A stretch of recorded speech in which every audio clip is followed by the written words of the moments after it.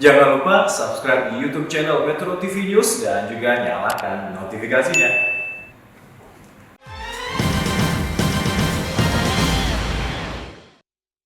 Surat Jabar 3, Pengendali Teknis, AM, Pegawai BPK Perwakilan Jawa Barat, Ketua Tim Audit Interim Kabupaten Bogor, GGTR, Pegawai BPK Perwakilan Jawa Barat, _pemeriksa, HNRK, Pegawai BPK Perwakilan Jawa Barat sebagai pemeriksa.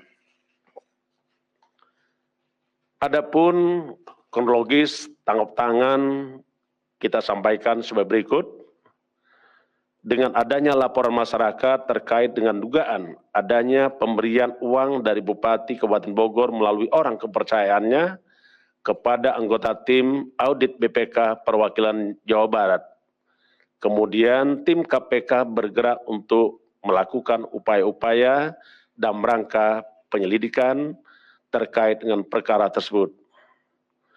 Selasa tanggal 26 April 2022, tim ke lapangan menuju ke salah satu hotel di Bogor, namun setelah para pihak menerima uang, selanjutnya mereka kembali ke daerahnya Bandung, Jawa Barat.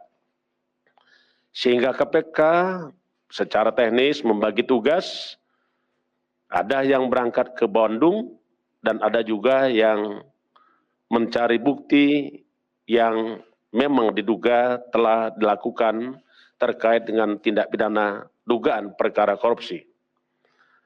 Tim mengamankan 4 pegawai BPK Perwakilan Jawa Barat yang saat itu sedang berada di kediamannya masing-masing di Bandung pada tanggal 26 April 2022 malam.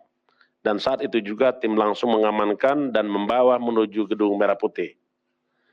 Berkaitan dan serta pada saat itu juga dilakukan penangkapan di Bandung Rabu pada tanggal 27 April 2022 pagi.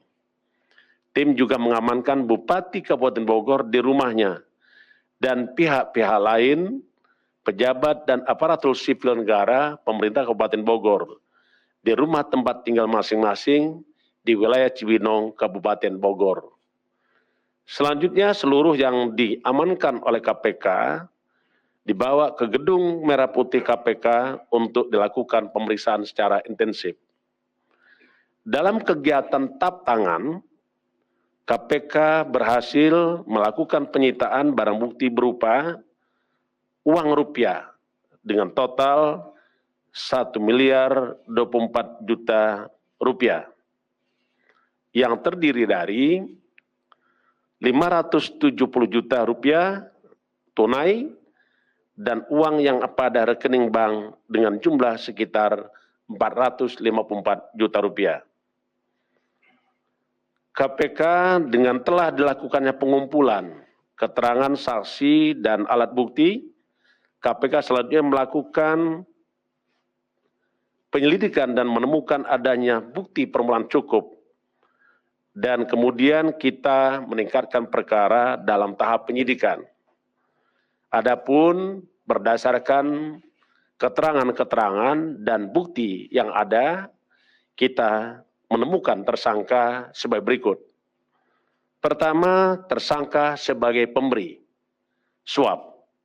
1 AY, Bupati Kabupaten Bogor, periode 2018-2023.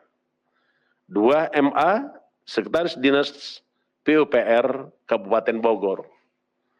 3 IA, Kasubdit Kas Daerah BPKAD Kabupaten Bogor, RT PPK pada Dinas PUPR Kabupaten Bogor.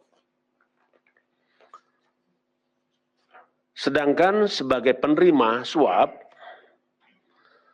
ada 4 orang. Pertama adalah ATM, Pegawai BPK Perwakilan Jawa Barat, Kasub Auditor Jawa Barat, 3 pengendali teknis.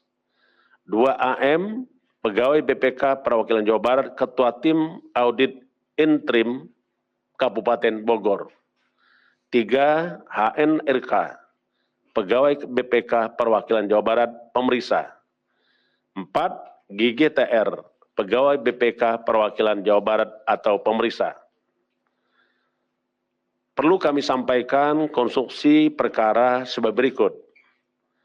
AY selaku Bupati Kabupaten Bogor periode 2018 sampai dengan 2023 berkeinginan agar pemerintah Kabupaten Bogor kembali mendapatkan predikat wajar tanpa pengecualian atas laporan keuangan pemerintah daerah tahun 2021 dari BPK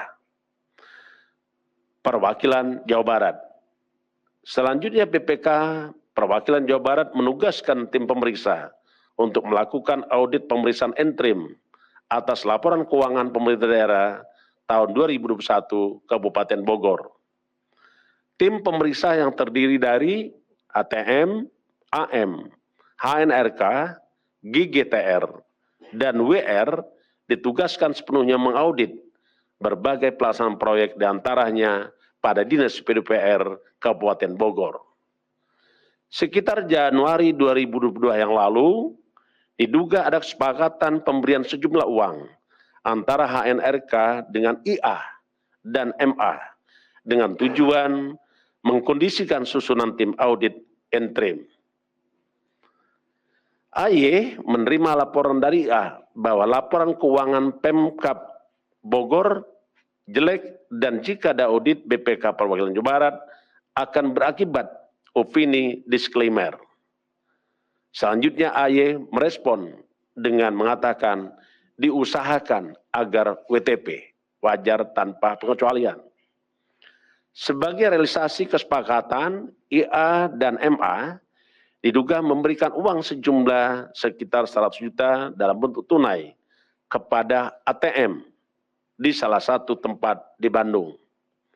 ATM kemudian mengkondisikan susunan tim sesuai dengan permintaan IA, di mana nantinya objek audit hanya untuk SKPD tertentu. Jadi ada SKPD yang tidak dilakukan pemeriksaan, Pak, dibatalkan. Proses audit dilaksanakan mulai Februari 2022 sampai dengan April 2022.